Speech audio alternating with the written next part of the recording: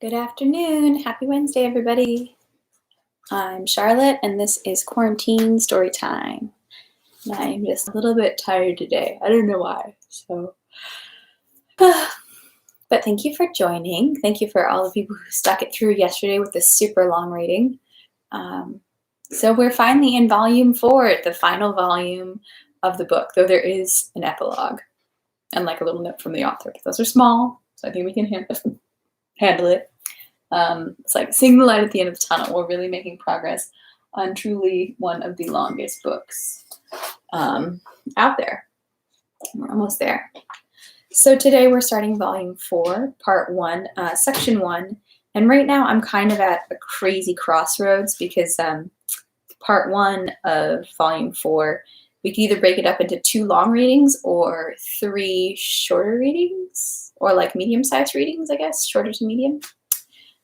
So, I mean, you guys could maybe weigh in if you have any thoughts. Hey, I have the live chat up, so feel free to say hi and give your preference if you prefer the longer reads or if you prefer shorter ones. I know I'm definitely like pushing to try to get more read quicker, but I also don't want to, like, when it gets too long, sometimes it gets a little bit cumbersome. So, like I said, we're going to start reading. And right now I have to read to section 5, and that would be like a short to medium read. And if we get there and the time looks good, maybe we'll go ahead and push to go to the longer read. But if we get to section 5 and it looks like, we're at the 45-minute mark or something, maybe we'll just stop there and break it up into 3 shorter reads and finish part 1 by Friday. Otherwise, we could finish it tomorrow if we do the longer reads. So yeah, just if you guys have any thoughts on that, or jump in and how you feel once we get close, once we start reading section 5. Who knows, it could move really fast and it also could be super exciting. We just want to get to the next part. So we'll either read 1 through 5 or we'll read 1 through 8. So just to keep that in mind. If this is your first time here, welcome. You're coming in for the end of the book, but that's great. There's still plenty of interesting things, I'm sure, and I don't think you'll miss too much by jumping in now, but you can always check out the War and Peace playlist on my channel that has all the readings up until now, and you can just marathon through them. And yeah, so there's that.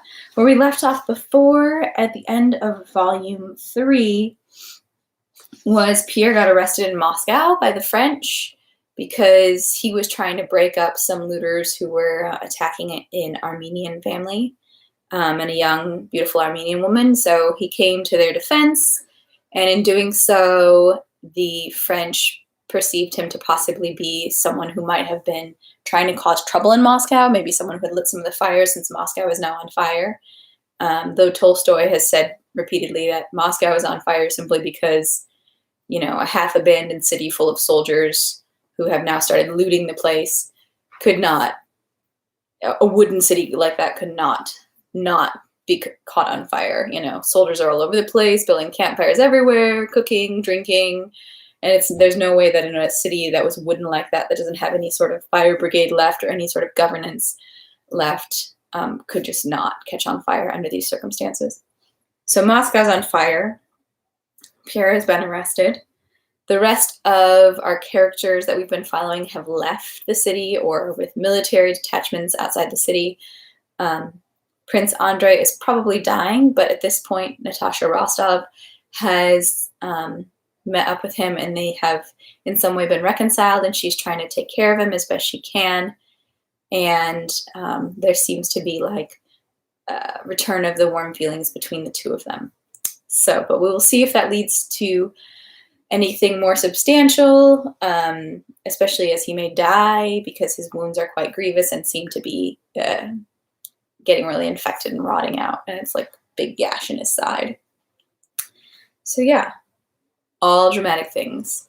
And if you want more details, like I said, check out the playlist. But let's go ahead and jump in and see where we get to. So, part 1, section 1, volume 4. In Petersburg, in the highest circles, a complex struggle was going on with greater heat than ever between the parties of Rumyantsev, the French, Maria Fedorovna, the Grand Duke, and others, drowned as always by the humming of the court drones. But the calm, luxurious life of Petersburg, concerned only with phantoms, with reflections of life, went on as of old, and beyond this course of life it took greater effort to realize the danger and the difficult situation the French people were in.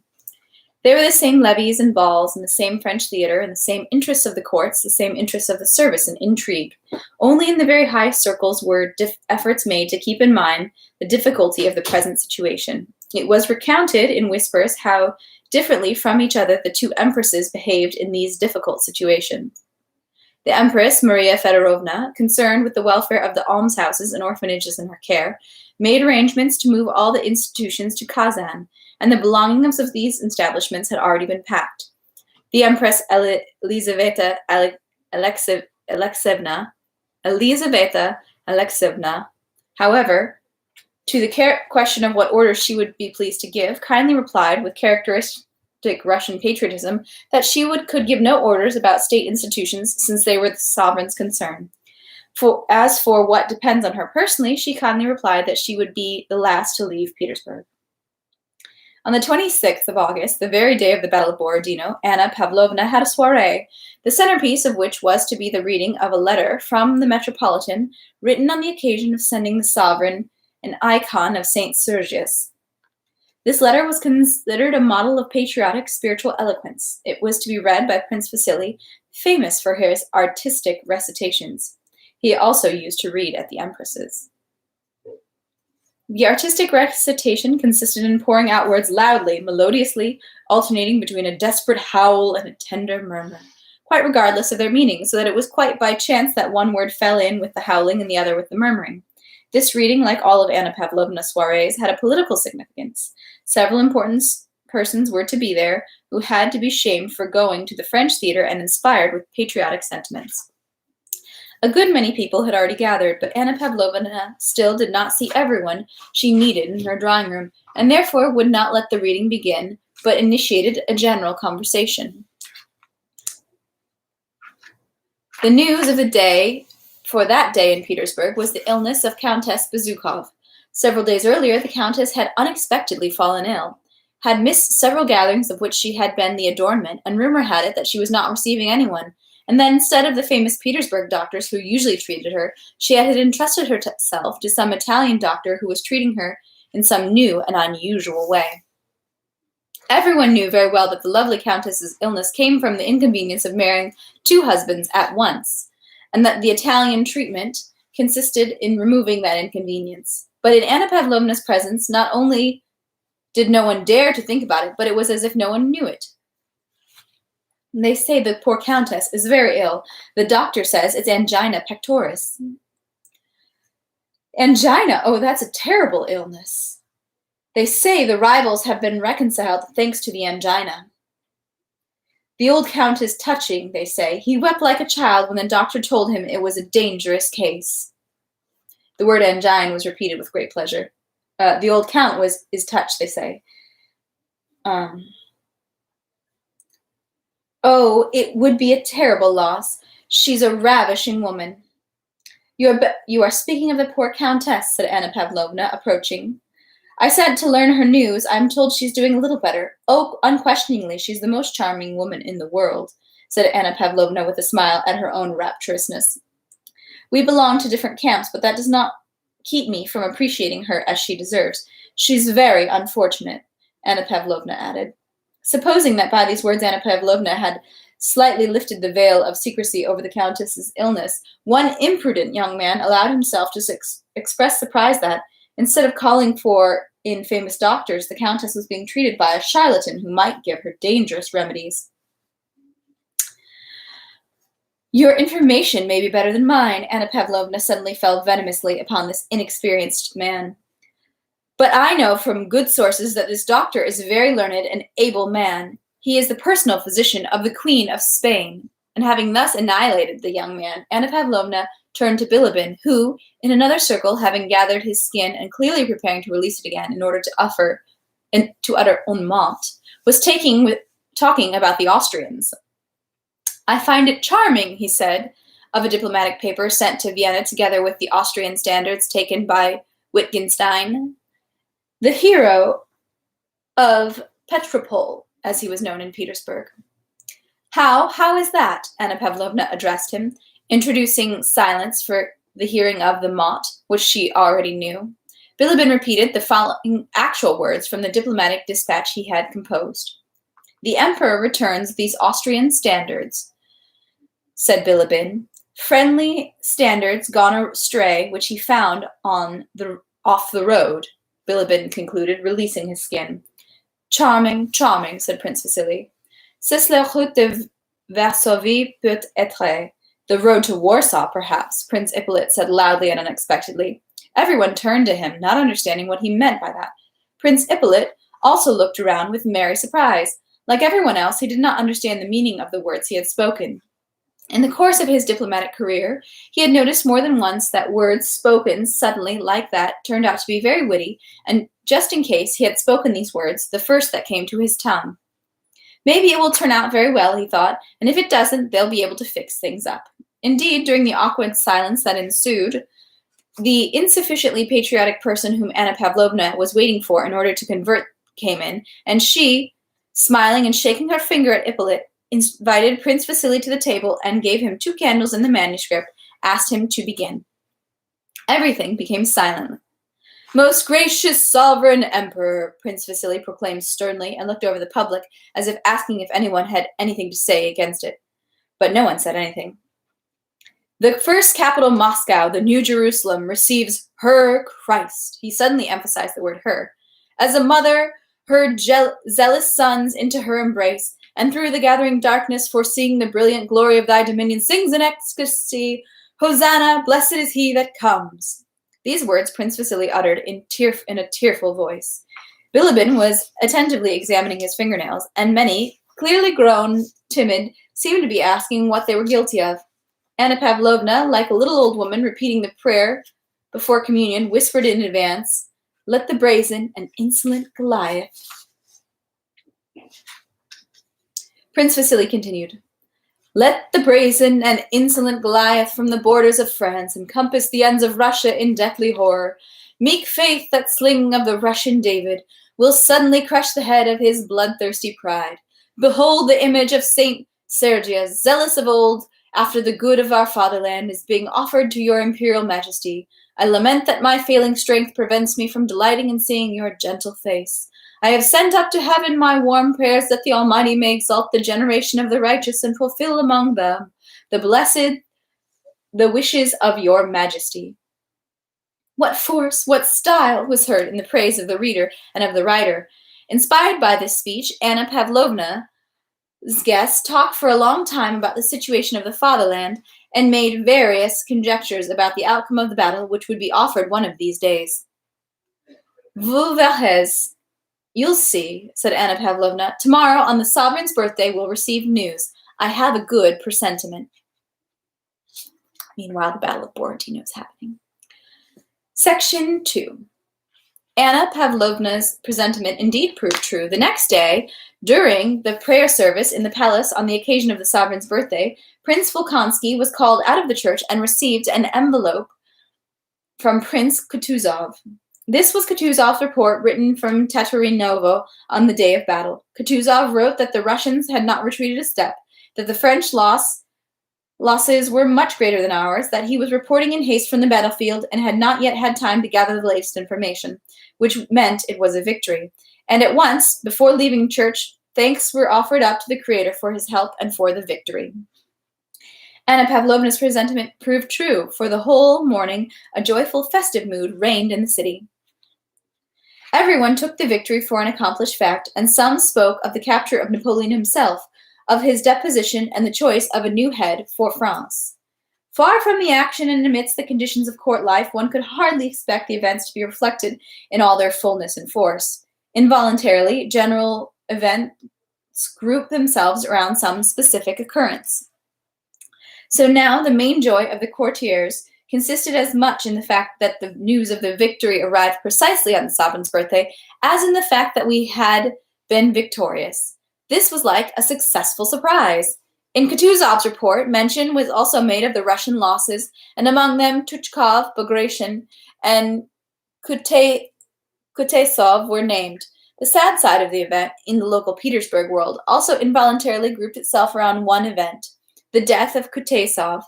Everyone knew him. The sovereign liked him. He was young and interesting. On that day, people met each other with these words. How surprisingly it happened during the prayer service, but what a loss Kutesov is. Ah, what a pity. What did I tell you about Kutuzov? Prince Vasily kept saying with the pride of a prophet. I have always said he alone was capable of defeating Napoleon. I don't think he said that. But the next day, no news came from the army, and the general voice became anxious. The courtiers suffered over the suffering of uncertainty in which the sovereign found himself. What a position the sovereign is in, said the courtiers, and they no longer extolled Kutuzov as they had the day before, but denounced him for being the cause of the sovereign's worry. That day, Vasily no longer boasted of his protege Kutuzov, but kept silent when the conversation turned to the commander-in-chief. Besides, towards the evening of that day, it was as if everything combined to plunge the inhabitants of Petersburg into anxiety and worry. One more piece of terrible news was added. Countess Elena Bazoukov had died suddenly of that terrible illness, the name of which it had been so pleasant to articulate. Officially, in large gatherings, everyone said that the Countess Bazoukov had died of a terrible attack of angine pectorale, but in intimate circles, details were recounted how Le Médecin Intimate de la Reine d'Espagne had prescribed Hélène small doses of some medicine to produce a certain effect, but Hélène, tormented by the old count's suspicions and the fact that her husband, to whom she had written, that wretched, depraved Pierre, would not answer her, had suddenly taken a huge dose of the prescribed medicine and had died in agony before aid could be given. The story went that Prince Vasily and the old count were about to set upon the Italian, but the Italian showed them such notes from the unfortunate deceased woman that they let him go at once. Sacrilege.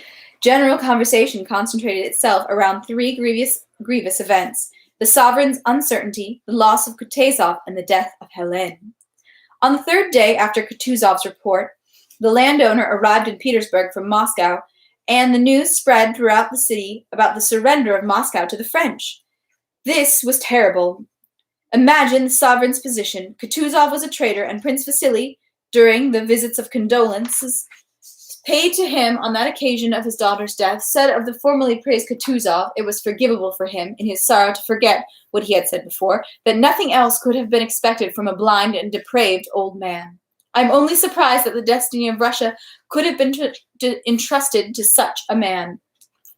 As long as this news remained unofficial, it could still be doubted. But the next day, the following report came from Count Rostopchin.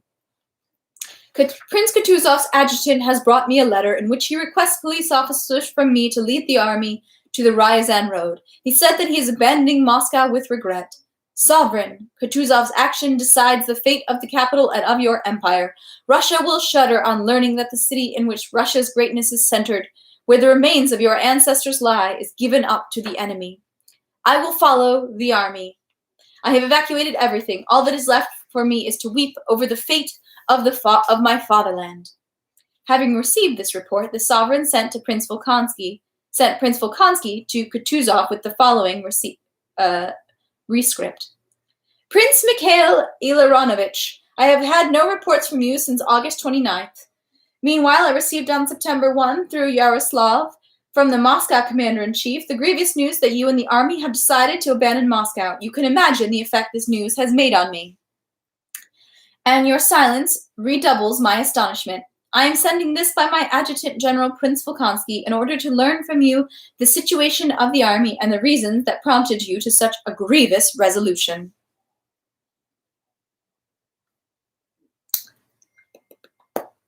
Section 3. The intrigues of court. Just crazy. 9 days after Moscow was abandoned, a messenger sent by Kutuzov reached Petersburg with an official announcement that Moscow had been abandoned. This messenger was the Frenchman Michaud, who did not know Russian, but "Quoique étranger, vous de corps d'ami," though a foreigner, Russian in my heart and soul, he said of himself. The sovereign received the messenger at once in his office and in the palace on the Kameni Island. Rashad, who had never seen Moscow before the campaign and who did not know Russian, all the same felt deeply moved when he appeared before Notre très gracieux souverain, as he wrote, with the news of the Moscow fire, dont les flammes éclairent sa rue. Though the source of Mr. Michal's chagrin was bound to be different from what caused grief of the Russian people, Michal, when he was led to the sovereign's office, had such a mournful face that the sovereign asked him at once, "Me portez-vous de tristes nouvelles, colonel?" "Do you bring me sad news, Colonel?" "Very sad, sire," replied Michal, lowering his eyes with a sigh. "The abandoning of Moscow." "Could they have given up my ancient capital without a fight?" the sovereign said, quickly, suddenly flushing. Michal respectfully conveyed that he had been ordered to convey from Kutuzov, namely that it had been impossible to fight near Moscow, and that, as one choice remained, to lose both the army and Moscow, or Moscow alone, the field marshal had chosen the latter. The sovereign listened silently without looking at Michal. "Is the enemy in the city?" he asked. "Oui, sire. And it is in ashes now. I left it all in flames," Michal said resolutely, but glancing at the sovereign, Michal was horrified at what he had done. The sovereign began to breathe heavily, and quickly his lower lip trembled and his beautiful blue eyes instantly became moist with tears. But this lasted only a moment. The sovereign suddenly frowned, as if disapproving of himself for his weakness, and raising his head, he addressed Michal in a firm voice. "I see, Colonel, by all that is happening to us," he said, "that Providence demands great sacrifices from us. I am ready to submit to all of its whims, but tell me, Michal, how was the army when you left it, seeing my ancient capital abandoned like this, without striking a blow? Did you notice any discouragement?"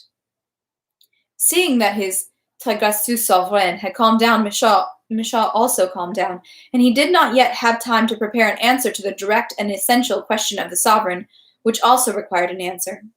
"Sire, will you allow me to speak frankly as a loyal soldier?" he said, to gain time.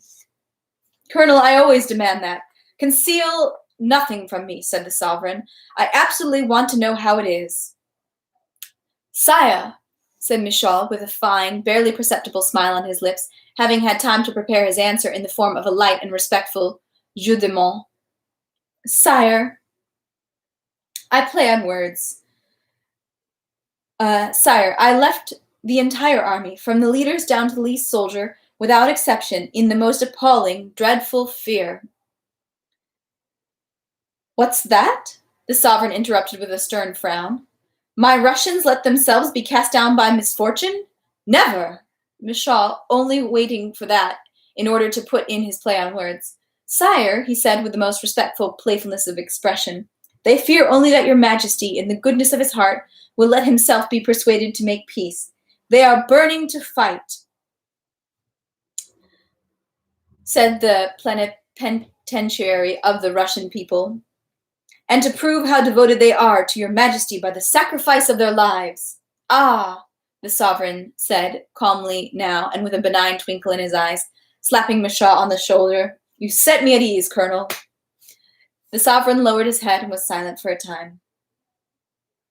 "Well, go back to the army," he said, drawing himself up to his full height and addressing Michal with a benign and majestic gesture.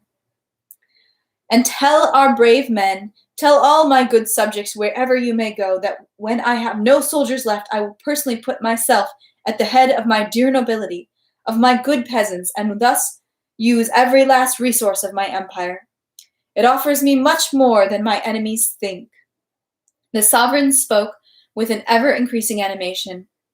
"But if it was ever written in the decrees of divine providence that my dynasty," or he said, raising to heaven his beautiful, meek eyes shining with emotion, "that my dynasty may cease to reign on the throne of my ancestors, then, after exhausting all the means in my power, I will let my beard grow to here." The sovereign put his hand to the middle of his chest. and I will go to eat potatoes with the least of my peasants, rather than put my signature to the shame of my country and of my people, whose sacrifices I know how to appreciate." Having spoken these words in an agitated voice, the sovereign quickly turned away, as if wishing to conceal from Michaud the tears that had come to his eyes, and went further into his office. Having stood there for a few moments, he returned to Michaud with big strides and a forceful gesture, pressed his arm below the elbow. The sovereign's beautiful, meek face became flushed, and his eyes burned with the fire of resolution and wrath. "Colonel Michaud, do not forget what I say to you here. Perhaps one day we will recall it with pleasure. Napoleon or me," said the sovereign, touching his breast, "we can no longer reign together. I have learned to know him, and he will not deceive me again." And the sovereign frowned and fell silent. Hearing these words, seeing the expression of firm resolution in the sovereign's eyes, Michaud, que étranger mais russe de corps et d'âme, as though a stranger, Russian in heart and soul, felt himself at that moment enthousiasmé par tout ce qu'elle venait d'entendre, filled with enthusiasm by all he had just heard, as he said afterwards, and he expressed in the following terms his own feelings, as well as the feelings of the Russian people, of whom he regarded himself as the plenipotentiary. "Sire," he said, "your Majesty is putting his signature at this moment to the glory of the people and the salvation of Europe." The sovereign inclined his head, dismissing Michaud. Section 4. At that time, when Russia was half conquered and the inhabitants of Moscow were fleeing to the distant provinces, one popular militia after another was rising to the defense of the fatherland. We, who were not living at that time, involuntarily imagined that all the Russian people, great and small, were taken up only with sacrificing themselves, saving the fatherland, or weeping over its loss. The stories and the descriptions of that time all speak, without exception, of self-sacrifice, love of the fatherland, despair, grief, and the heroism of the Russians. In reality, it was not like that. It seems so to us because we all see it in the past is the general historical interest of the time, and we do not see all those personal human interests that the people of the time had. And yet, in reality, the personal interests of the day were so much more significant than the general interests that as a result, the general interest never felt or even noticed at all. The majority of the people of that time paid no attention to the general course of things, but were guided only by the personal interests of the day, and those people were the most useful figures of the time. Those, however, who tried to understand the general course of things and wanted to take part in it with self-sacrifice and heroism were now the most useless members of society. They saw everything inside out, and everything they did to be useful turned out to be useless nonsense, like Pierre's and Maminov's regiments, which looted Russian villages, like the lint that young ladies plucked and that never got to the wounded, and so on. Even those who were fond of being clever and expressing their feelings when discussing the present situation of Russia involuntarily gave their speeches the stamp either of pretense and falseness or of useless condemnation and spite towards people, accusing them of something no one could be guilty of. In historical events, what is most obvious is the prohibition against eating the fruit of the tree of knowledge. Only unconscious activity bears fruit. And a man who plays a role in a historical event never understands its significance.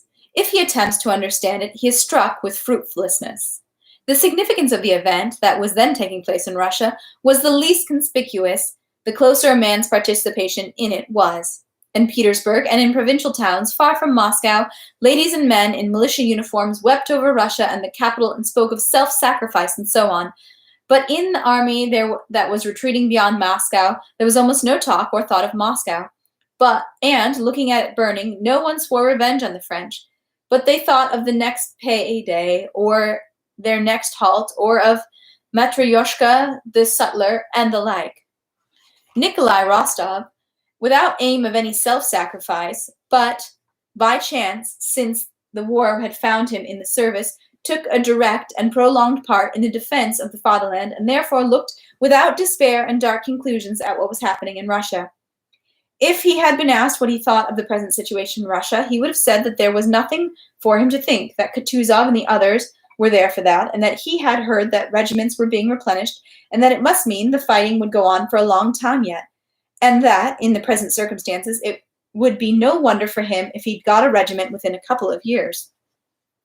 Looking at things as he did, he took the news of his being sent to Voronezh to remount the division, not only with no regrets at not taking part in the coming fight, but with the greatest satisfaction, which he did not conceal, and which his comrades understood perfectly well. Several days before the Battle of Borodino, Nikolai received money, papers, and sending his hussars on ahead, drove to Voronezh by post-chaise.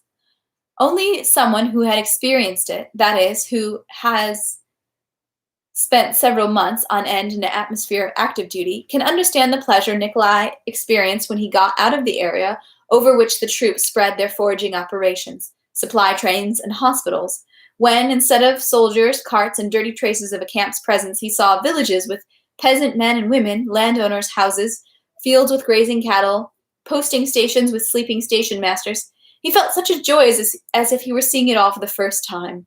What especially surprised and gladdened him for a long time were the young, healthy women who did not each have a dozen officers dangling after them, and who were glad and flattered that a traveling officer joked with them.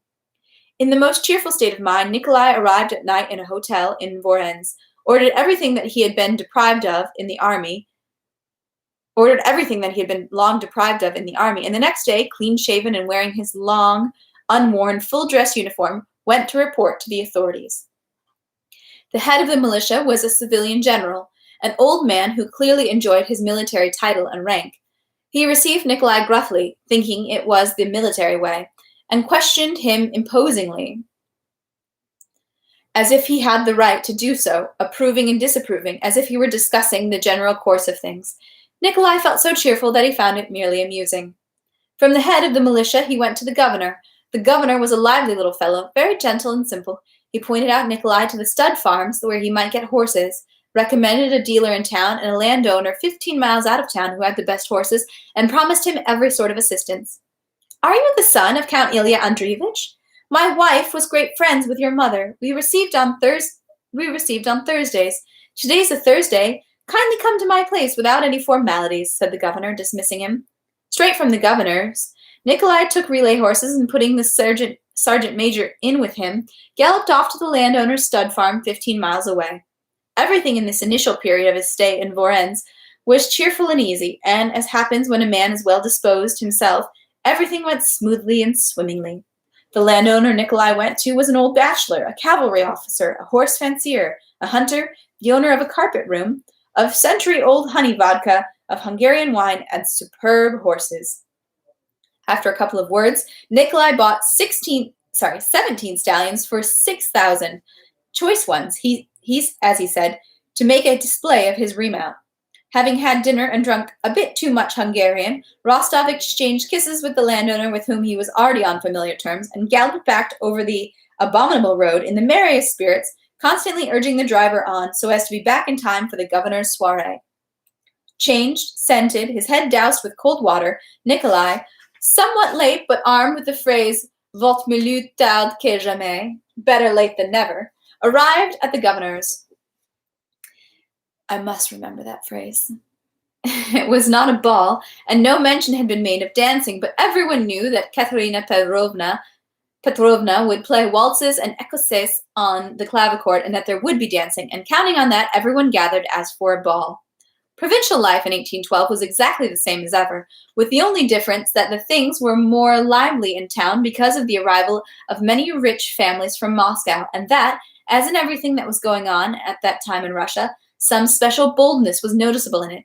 Devil-may-care, harum-scarum, and also that in that the banal conversation necessary among people, which formerly was about the weather and mutual acquaintances, was now about Moscow, the army, and Napoleon. The society gathered at the governor's was the best society of Voronezh. There were a great many ladies, and there were several of Nikolai's Moscow acquaintances, but none of the men could in any way rival the bearer of the St. George, the remount officer of the hussars, who was at the same time the good-natured and well-bred Count Rostov. Among the men there was an Italian prisoner, an officer of the French army, and Nikolai felt that the presence of this prisoner further enhanced his significance as a Russian hero. He was like a trophy. Nikolai felt it, and it seemed to him that everyone looked at the Italian that way, and Nikolai treated this officer kindly, with dignity and restraint. As soon as Nikolai entered in his hussar's uniform, spreading about him the smell of scent and wine, he said himself and heard said to him several times the word "Vent mieux tard que jamais." He was surrounded, all eyes turned to him, and he felt at once that he had stepped into the position of the universal favorite which befitted him in the province, and was always agreeable. But now, after prolonged privation, made him drunk with pleasure, not only in posting stations, inns, and the landowner's carpet room, where the servant girls flattered by his attentions, but here, at the governor's soiree, there was, as it seemed to Nikolai, an inexhaustible number of young ladies and pretty girls who were waiting impatiently for him to pay attention to them. Ladies and girls flirted with him, and from the first day the old folk began bustling about to get this dashing scapegrace of a hussar married and settled down. Among the latter was the governor's wife herself, who received Rostov like a close relation, called him Nicholas and my dear. Katerina Petrovna, indeed, began to play waltzes and ecossaise, and the dancing began, in which Nikolai charmed the whole provincial society still more with his adroitness. He even surprised them with his special casual way of dancing. Nikolai was surprised himself at his way of dancing that evening. He had never danced this way in Moscow, and even would have considered such an all-too-casual way of dancing improper, and mauvais genre, bad manners, but here he felt the need to astonish them with something extraordinary, something which they would take as ordinary in the capital, but as yet unknown in the provinces. All evening Nikolai paid attention to a blue-eyed, plump, and sweet-looking blonde, the wife of one of the provincial officials, with the naive conviction of young men making merry, that other men's wives were created for them. Rostov never left this lady's side and treated her husband in a friendly, somewhat conspiratorial manner, as if, though there was no talk of it, they knew how nicely they would get along together.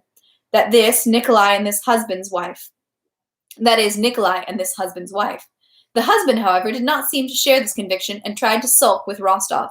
But Nikolai's good-natured naivete was so boundless that now and then the husband involuntarily yielded to his merry spirits. Towards the end of the evening, however, as the wife's face became ever more flushed and animated, her husband's face became sadder and paler, as if they had one portion of animation between them, and as it increased in the wife, it diminished in the husband. Oh dear. Section 5. Nikolai, with the smile that never left his face, slightly curved in an armchair, sat bending over the blonde, paying her mythological compliments. Briskly shifting the position of his legs in their tight riding breeches, spreading the smell of scent about him, and admiring his lady and himself and the fine shape of his legs in their tight buckskins, Nikolai was saying to the blonde that there was a certain lady there in Voronezh that he wanted to abduct. What sort of lady? Charming, divine. Her eyes, Nikolai looked at his interlocutress, are blue, and her mouth is coral. The whiteness, he glanced at her shoulders, of her figure is like Diana's. The husband came over and sulkily asked his wife what she was talking about. "Ah, Nikita Ivanitch," said Nikolai, politely getting up, as if wishing Nikita Ivanitch to share in the joke. He began telling him, too, about his wish to abduct a certain blonde lady. The husband smiled sullenly, the wife gaily. The governor's kindly wife came up to them with a disapproving air. "Anna Ignatievna wants to see you, Nicholas," she said, uttering the words Anna Ignatievna in such a tone that it became clear at once to Rostov that Anna Ignatievna was a very important lady. "Come, Nicholas, you do allow me to call you that." "Ah, yes, ma tante. Who is she?" "Anna Ignatievna Melvintsev. She has heard about you from her niece. How you rescued her. Can you guess?" "As if I haven't rescued lots of them," said Nikolai. "Her niece, Princess Bolkonsky. She's here in Voronezh with her aunt." "Oh, how he blushes! What are you?" "Never thought of it. Enough, ma tante." "Well, all right, all right. Oh, what a one you are." The governor's wife led him to a tall and very fat old woman in a blue toque, who had just finished her game of cards with the most important persons in town. This was Mrs.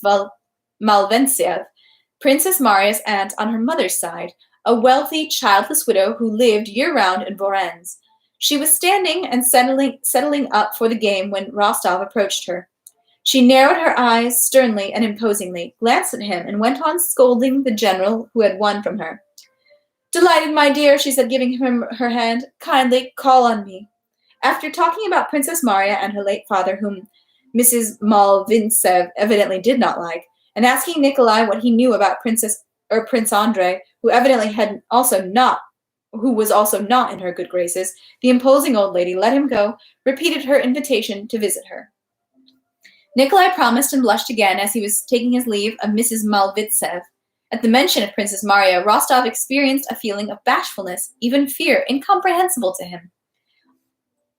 On leaving Mrs. Malvintsev, Nikolai wanted to return to the dancing, but the governor's wife placed her plump little hand on his sleeve and, saying that she needed to talk to him, led him to the sitting room, which those who were there left at once so as not to hinder her.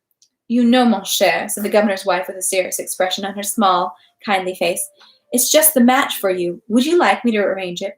"With whom, ma tante?"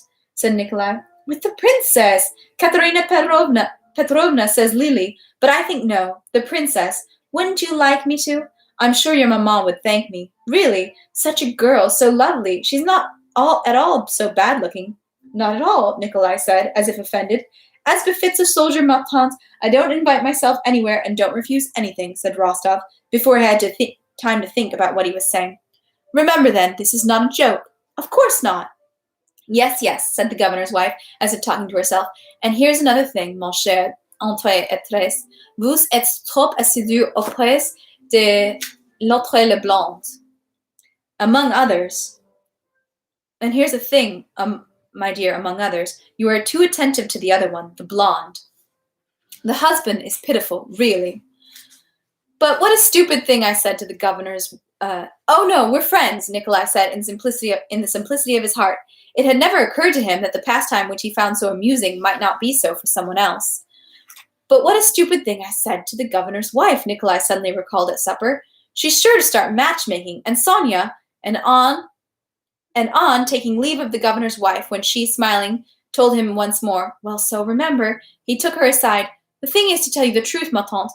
What is it, my friend? Let's go and sit down there." Nikolai suddenly felt a desire and a need to tell her all his innermost thoughts, such as he would not have told his mother, sister, or friend, to this woman who was almost a stranger to him. Later, when he recalled this impulse of unprovoked, inexplicable candor, which, however, had very important consequences for him, it seemed to Nikolai, as it always seems to people, that it had been just a stupid whimsy. Yet this impulse of candor, along with other small events, had enormous consequences for him and for the whole family. "Here's the thing, ma tante. Maman has long wanted me to marry a rich girl, but the very thought of marrying for money is repugnant to me." "Oh, yes, I understand," said the governor's wife, "but Princess Bolkonsky is another thing. First, to tell you the truth, I like her very much. She's a girl after my heart. And then, since I met her in such circumstances so strangely, it has often occurred to me that it was fate, especially if you consider that Maman has long been thinking of it. But I never happened to meet her before, and it just happened that we kept not meeting. And at the time when Natasha was engaged to her brother, it was impossible for me to think of marrying her. It had to be that I met her precisely when Natasha's engagement broke up. Well, and then well, here's the thing. I never told this to anyone and never will, only to you." The governor's wife gratefully pressed his elbow. "You know Sophie, my cousin. I love her. I've promised to marry her, and I will marry her. So you see there can be no talk of it," Nikolai said incoherently and blushing. Mon cher, how can you reason that way? Sophie has nothing, and you said yourself that your father's affairs are in disorder. And your maman, it will kill her for one thing. Then Sophie, if she's a girl with a heart, what sort of life will it be for her? The mother's in despair, affairs in disorder. No, mon cher, you and Sophie ought to understand that." Nikolai was silent. It was pleasant for him to hear these conclusions. "All the same, ma tante, I cannot." "It cannot be," he said with a sigh after a brief pause. "And would the princess marry me? And then, too, she's in mourning now. Can there be any thought of it? You're not thinking that I'll marry you off at once? Il y a manière et manière. There are ways and ways," said the governor's wife. "What a matchmaker you are, ma tante," said Nikolai, kissing her plump little hand. Oh, hey, Brian. Thanks for joining. So, guys, we are at the end of section 5. I was wondering if we should go ahead and press ahead and do a few more sections, unless anyone has any objections. All right, let's go ahead. Let's go for it, folks. Section 6. So we'll read to section 8. Section 6. On arriving in Moscow after her meeting with Rostov, Princess Marya had found her nephew there with his tutor and a letter from Prince Andrei, who instructed them to proceed to Vorennes, to their aunt, Mrs. Malvintsev. The cares of moving, worrying about her brother, organizing life in a new home, new faces, her nephew's upbringing, all this stifled Princess Marya's soul, that feeling of temptation, as it were, which tormented her during the illness and after the death of her father, especially after meeting Rostov. She was sad. Now, after a month spent in the quiet conditions of life, the impression of the loss of her father, combined in her soul with the perishing of Russia, made itself felt in her more strongly. She was anxious. The thought of the dangers to which her brother, the only close person she had left, was exposed, tormented her ceaselessly. She was worried about the upbringing of her nephew, a task to which she constantly felt herself unequal. But in the depths of her soul there was a harmony with herself, coming from the consciousness that she had suppressed in herself the personal dreams and hopes that had begun to arise in her with the appearance of Rostov. When the governor's wife went to Mrs. Maltev's the day after her soirée, and having talked over her plan with the aunt, mentioning that, though under the circumstances it was impossible even to think of a formal engagement, still the young people could be brought together and given a chance to know each other, and when, having obtained the aunt's approval, the governor's wife spoke of Rostov in Princess Marya's presence, praising him and telling how he had blushed at the mention of the princess, Princess Marya experienced not a joyful but a painful feeling. Her inner harmony no longer existed, and again there arose desires, doubts, reproaches, and hopes. In the 2 days that passed between the time of this announcement and Rostov's visit, Princess Marya never stopped thinking of how she ought to behave in relation to him. First, she decided that she would not come out to the drawing room when he called on her aunt, that it was improper for her in deep mourning to receive guests. Then she thought that it would be rude after what he had done for her. Then it occurred to her that her aunt and the governor's wife had some sort of designs on her and Rostov. Their glances and words occasionally seemed to confirm that conjecture. And then she said to herself that only she, in her depravity, could think that of them. They could not help realizing that in her position, when she was still in mourning, such matchmaking would be insulting both to her and to her father's memory. Supposing that she would come out to him, Princess Marya thought up the words he would say to her and she to him, and these words seemed to her now undeservedly cold, too fraught with significance. Most of all, she feared the embarrassment which, she felt, was bound to overcome her and betray her as soon as she saw him.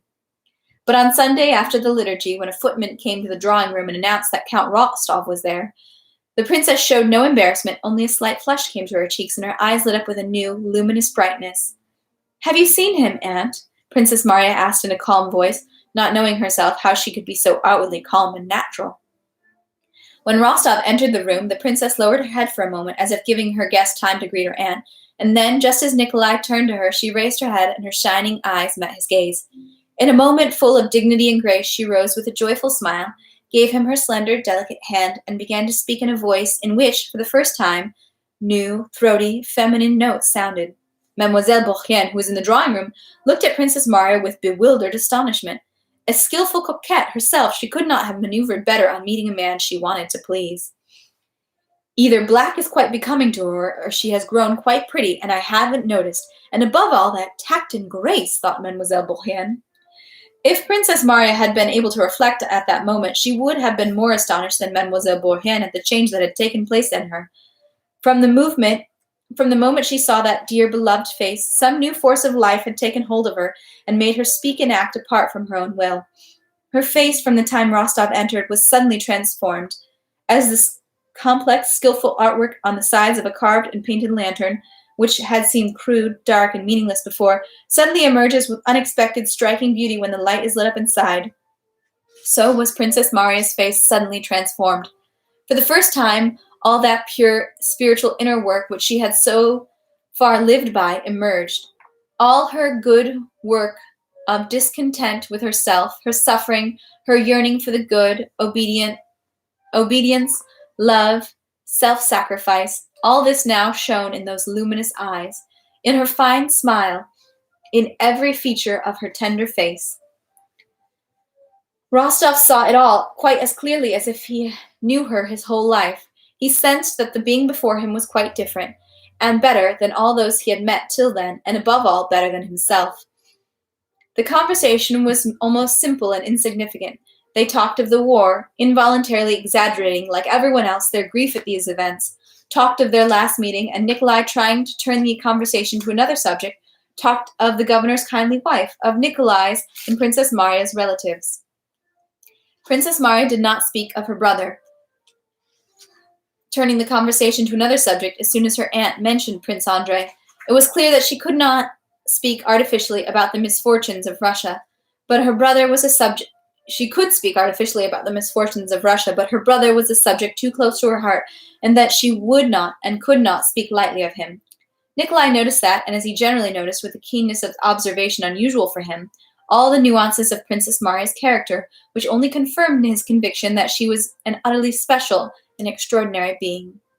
Nikolai, just like Princess Maria, blushed and became embarrassed when someone talked to him about the princess, and even when he thought about her, but in her presence he felt perfectly free, and said not at all what he had prepared, but what instantly and always appropriately came to his head. During Nikolai's brief visit, as usual in a house where there are children, he resorted to Prince Andrei's little son when there was a moment of silence, stroking his head and asking if he wanted to be a hussar. He took the boy in his arms, began tossing him merrily, and turned to look at Princess Maria. Her tender, happy, and timid gaze followed the boy she loved in the arms of the man she loved. Nikolai noticed this gaze, and as if understanding its meaning, blushed with pleasure, and began to kiss the boy merrily and good-naturedly. Princess Maria did not go out because she was in mourning, and Nikolai did not consider it proper to visit them, but the governor's wife still went on with her matchmaking business, and, having told Nikolai the flattering things Princess Maria had said about him, and vice versa, insisted that Rostov should declare himself to Princess Maria. For that talk, she arranged a meeting between the young people at the bishop's before the liturgy. Though Rostov told the governor's wife that he could not make any sort of declaration to Princess Maria, he did promise to come.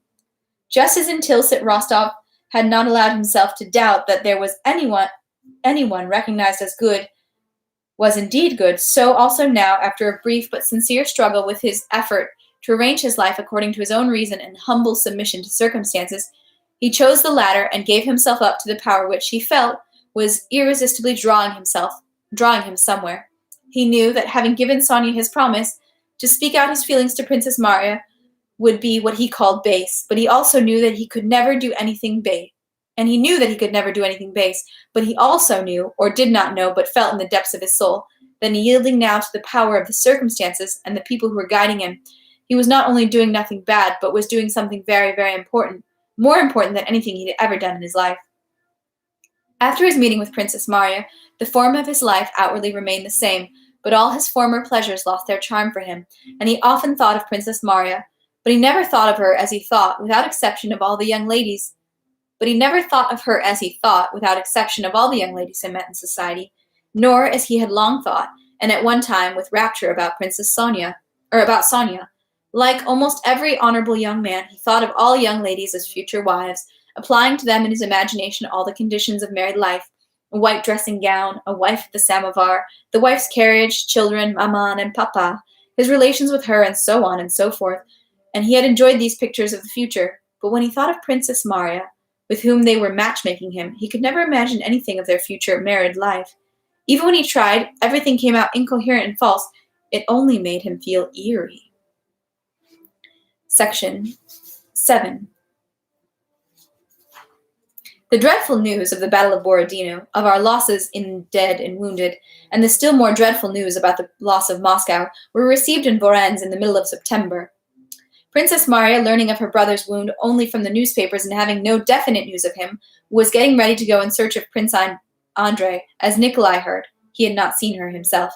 On receiving the news of the Battle of Borodino and the abandoning of Moscow, Rostov did not experience despair, anger, or vengefulness, and any similar feeling, but for him, everything in Vorónezh suddenly became dull and vexing. Everything was somehow shameful and awkward.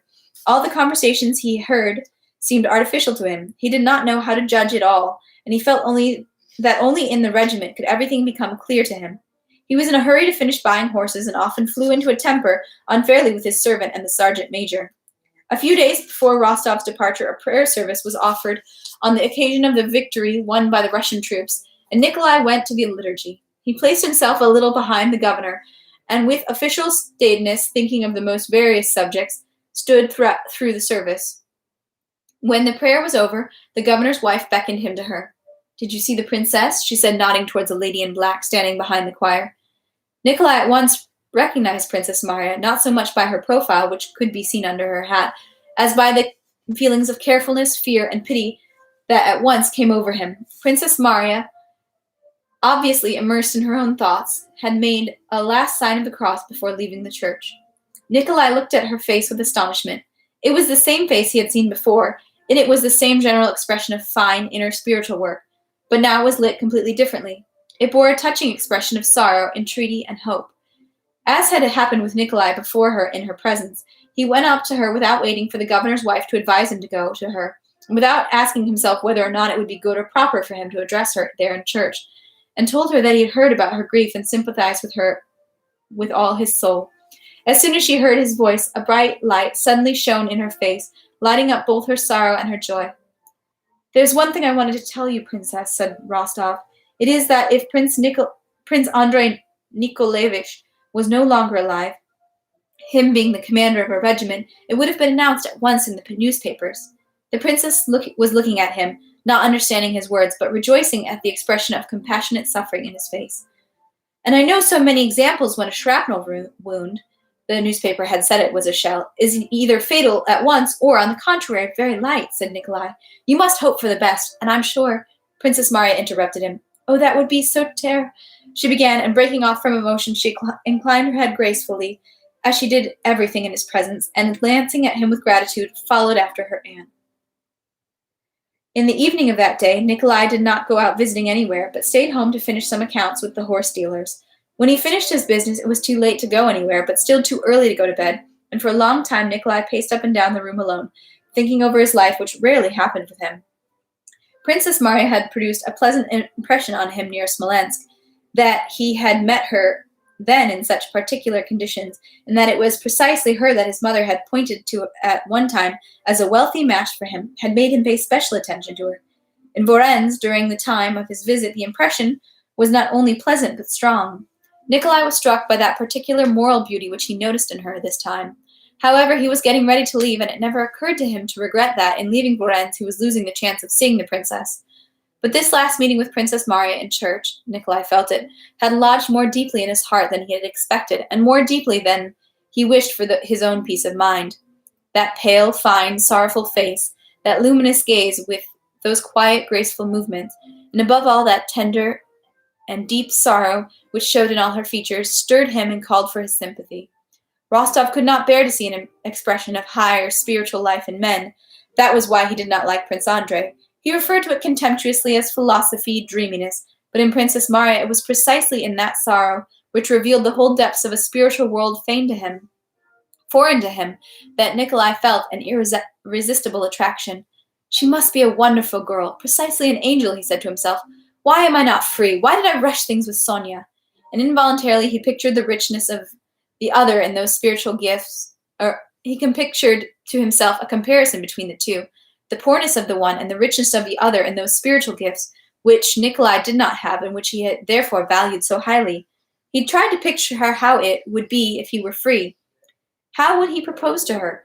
How would she become his wife? No, he could not picture it to himself. It made him feel eerie, and no clear images came to him. With Sonia, he had already made up a future picture. It was all simple and clear, precisely because it was all invented, and he knew everything there was in Sonia. But with Princess Marya, it was impossible for him to picture a future life because he did not understand her, but only loved her. Dreams about Sonia had something gay and toy-like about them, but to think about Princess Marya was always difficult and a little frightening. How she prayed, he remembered. You could see that her whole soul was in the prayer. Yes, that's the kind of prayer that moves mountains, and I'm sure her prayer will be answered. Why don't I pray for what I want, he wondered. What do I want? Freedom? Release from Sonia? What she said was true, he remembered. the words of the governor's wife. There will be nothing but unhappiness if I marry her. A tangle. Maman's grief. Our affairs. A tangle, an awful tangle. And anyhow, I don't love her. No, I don't love her as I should. My God, lead me out of this terrible, hopeless situation. He suddenly began to pray. Yes, prayer can move mountains, but one must believe and not pray the way Natasha and I did as children, that turned snow into sugar and then run outside to see if it turned into sugar. No, I'm not praying about trifles now, he said, putting his pipe in the corner and crossing his arms, standing before the icon. And moved to tenderness by his memory of Princess Marya, he began to pray as he had not prayed for a long time. There were tears in his eyes and in his throat when Lavrushka came in with some papers.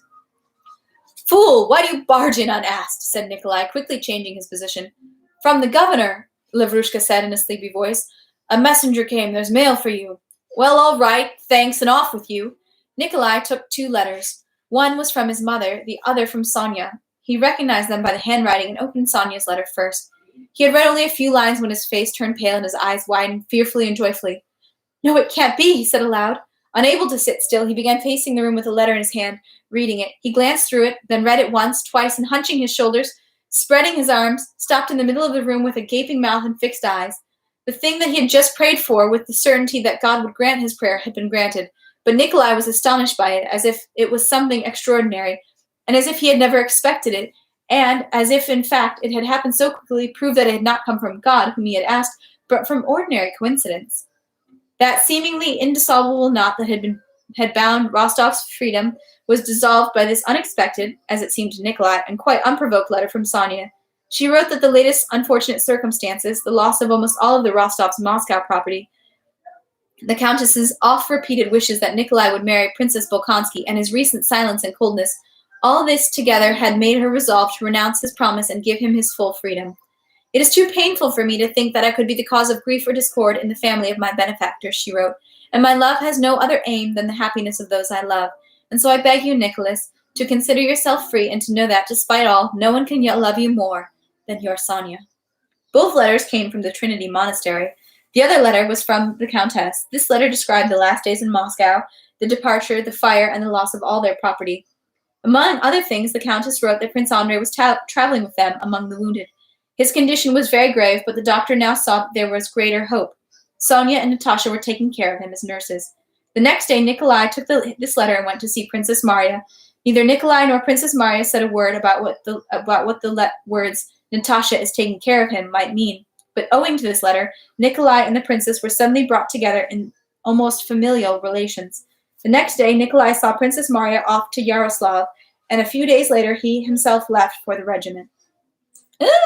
Maybe they can't get engaged now. One more section, section 8.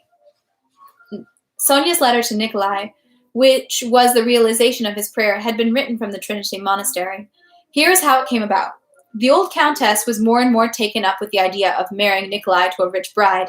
She knew that Sonia was the chief obstacle to that, and Sonia's life recently, especially after Nikolai's letter describing his meeting with Princess Marya and Bogachavara, was becoming more and more difficult in the Countess's house. The Countess never missed an opportunity to make an insulting or cruel hint to Sonia. But a few days before leaving Moscow, moved and troubled by all this going on, the Countess, having sent for Sonia, addressed her in tears, instead of with reproaches and demands, begging her to pay back all that had been done for her by sacrificing herself and breaking her bond with Nikolai. I won't be at peace as long as you haven't given me that promise. Sonia burst into hysterical sobs, answering through her sobs that she would do everything, that she was ready for everything, but promised nothing directly, and in her soul could not resolve to do what was demanded of her. She was to sacrifice herself for the happiness of the family that had nourished and raised her. To sacrifice herself for others was Sonia's habit. Her position in the house was such that it was only on the path of sacrifice she could show herself worthy, and she was accustomed to sacrificing herself and loved it. But formally, in all her acts of self-sacrifice, she had been joyfully aware that in sacrificing herself, she was thereby raised her value in her own and other people's eyes, and became more worthy of Nicholas, whom she loved more than anything in her life. But now her whole sacrifice was to consist in renouncing that which for her made up the whole reward for her sacrifice, the whole meaning of her life. And for the first time in her life, she felt bitter towards the people who had been her benefactors, only so as to torment her the more. She felt envy of Natasha, who had never experienced anything like that, who had never needed to sacrifice herself, but made others sacrifice themselves for her, and was loved even so. And for the first time, Sonia felt her quiet, pure love for Nicholas suddenly begin to grow into a passionate feeling which stood above the rules and virtue and religion. And under the influence of that feeling, Sonia, having been taught by her life of dependence to be secretive, involuntarily answered the Countess in general, indefinite terms, avoided talking further with her, and decided to wait for her meeting with Nikolai, not in order to free him at that meeting, but on the contrary, to bind to him to her forever. The bustle and horror of the Rostovs' last days in Moscow stifled in Sonia the gloomy thoughts that oppressed her. She was glad to find salvation from them in practical activity. But when she learned of Prince Andrei's presence in their house, despite all the sincere pity she felt for him and for Natasha, the joyful and superstitious feeling came over her that God did not want her to be separated from Nicholas. She knew that Natasha loved only Prince Andrei and had never ceased loving him. She knew that now, being brought together in such terrible conditions, they would love each other again, and that then, because of the family relations between them, Nikolai would be unable to marry Princess Maria. Despite all the horror of what had taken place in the last days and during the first days of the journey, this feeling, this consciousness of Providence interfering in her personal affairs, made Sonia happy. In the Trinity Monastery, the Rostovs made their first day-long halt in the journey. In the monastery hostel, the Rostovs were given 3 big rooms, one of which was occupied by Prince Andrei. The wounded man was much better than that day. Natasha sat with him. In the next room sat the Count and Countess, talking respectfully with the superior who came to see his long-standing acquaintances and donors. Sonia sat with them, and she was tormented by curiosity as to what Prince Andrei and Natasha were talking about. She listened to the sound of their voices through the door. The door to Prince Andrei's room was open. Natasha came out with an agitated face, and not noticing the monk who rose to meet her and took hold of the wide sleeve of his right arm, went to Sonia and took her by the hand. "Natasha, what's the matter? Come here," said the Countess. Natasha went to receive the blessing, and the superior advised her to turn for help to God and to St. Sergius. Immediately after the superior left, Natasha took her friend by the hand and went with her to the empty room. "Sonia, he's going to live, yes," she said. "Sonia, how happy I am and how unhappy. Sonia, darling, it's all like before. If only he lives, he can't, because Natasha burst into tears. "So, I knew it, thank God," said Sonia. "He will live."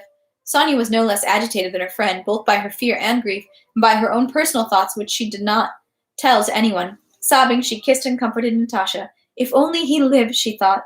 Having wept, talked, and wiped their tears, the 2 friends went up to Prince Andrei's room.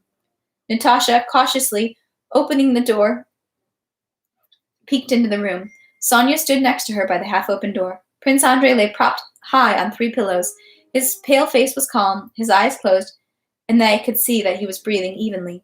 "Ah, Natasha," Sonia suddenly almost cried out, seizing her cousin's arm and stepping back from the door. "What? What is it?" It's that, Sonia said with a pale face and trembling lips. Natasha quietly closed the door and stepped to the window with Sonia, still not understanding what she was being said to her. "Do you remember," Sonia said with a frightened and solemn face, "do you remember when I looked into that mirror for you in Otrudno at Christmas? Do you remember what I saw?" "Yes, yes," said Natasha, opening her eyes wide, vaguely recalling that Sonia had said something about seeing Prince Andrei lying down. "Do you remember," Sonia went on, "I said I saw it then and told everyone, you and Dunyasha. I saw him lying on a bed," she said, making a gesture with her raised finger over every detail, "and his eyes closed, and he was covered precisely with that pink quilt, and his hands were folded." Sonia said, becoming convinced, as she had described the details as she had seen them, that she had seen those same details then. Then she had seen nothing, but had told that she saw whatever came into her head. But what she had invented then seemed to her as real as any other memory. What she had said then, that he had glanced at her and smiled and was covered with something red, she remembered, but she was also firmly convinced that then, too, she had said and seen that he was covered with precisely a pink quilt, and that his eyes were closed. "Yes, yes, precisely pink," said Natasha, who also now seemed to remember the mention of pink, and in this she saw the chief extraordinariness and mysteriousness of the prediction. "But what does it mean?" Natasha asked thoughtfully. "I don't know. It's all so extraordinary," said Sonia, clutching her head. A few minutes later, Prince Andrei rang, and Natasha went to his room. And Sonia, feeling an agitation and a tenderness she rarely felt, stayed by the window thinking over all the extraordinariness of what had happened. On that day there was a chance to send letters to the army, and the Countess was writing a letter to her son. "Sonia," said the Countess, raising her head from the letter as her niece walked past her. "Sonia, why don't you write to Nikolenka?" the Countess said in a soft, quavering voice. and in the gaze of her weary eyes looking through her spectacles, Sonia read all that the Countess implied by these words. That gaze expressed entreaty, and a fear of refusal, and shame at having to ask, and a readiness for implacable hatred in case of refusal. Sonia went up to the Countess and, kneeling, kissed her hand. "I will, maman," she said. Sonia was softened, agitated, and moved by all that had happened that day, especially by the mysterious fulfillment she had seen of her divination. Now, when she knew that, because of the renewal of Natasha's relations with Prince Andrei, Nikolai could not marry Princess Maria, she felt with joy the return of that mood of self-sacrifice in which she loved and was accustomed to live, and with tears in her eyes and a joyful awareness of performing a magnanimous act, she wrote, interrupted several times by the tears that clouded her velvety black eyes, that touching letter, the reception of which so struck Nikolai. And that is the end of section 8.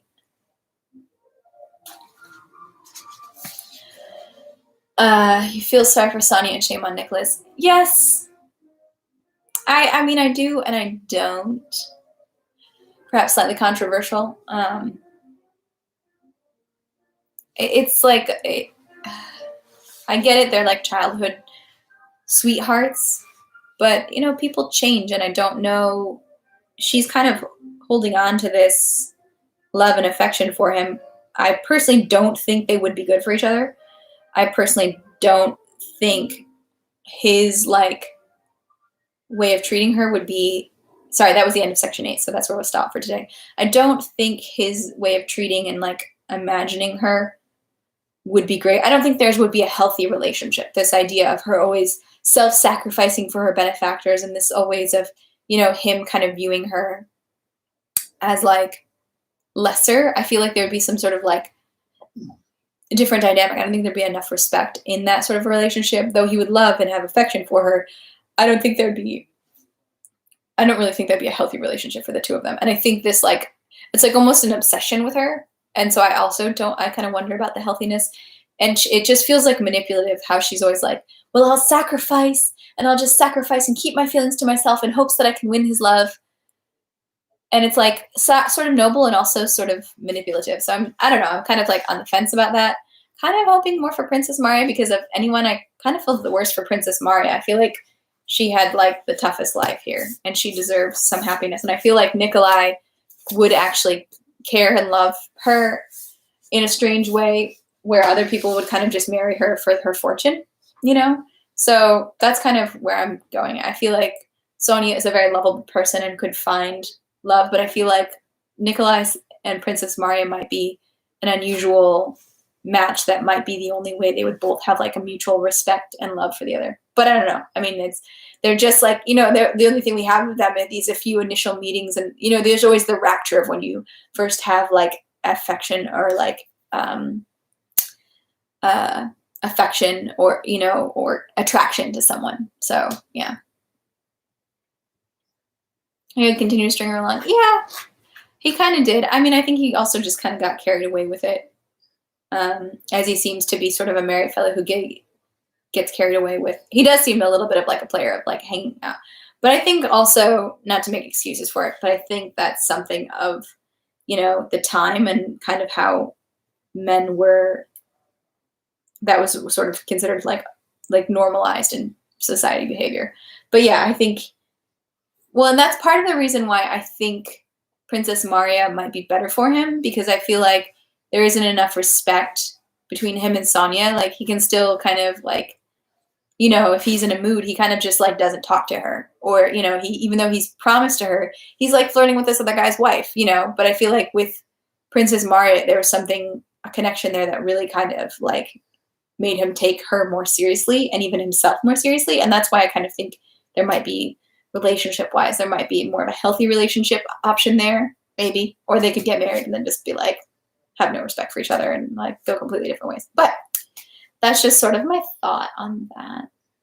I feel like she can bring out better. I feel like Princess Maria brings out better things in him than Sonia does. And he and her. You know?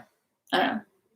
So those are my thoughts. So we'll stop there. Thank you guys for sticking with me again for another longer read. We are going to definitely get through this first part tomorrow.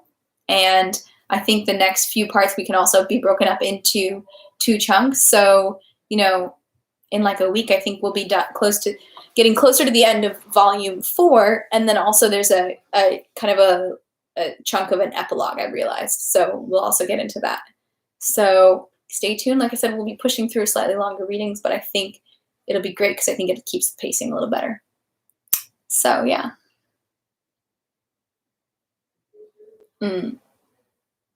Yeah, I mean, who can tell what people will do? Some people you don't think they're going to cheat on anybody, and then a certain circumstance brings out the worst in them or whatever, you know.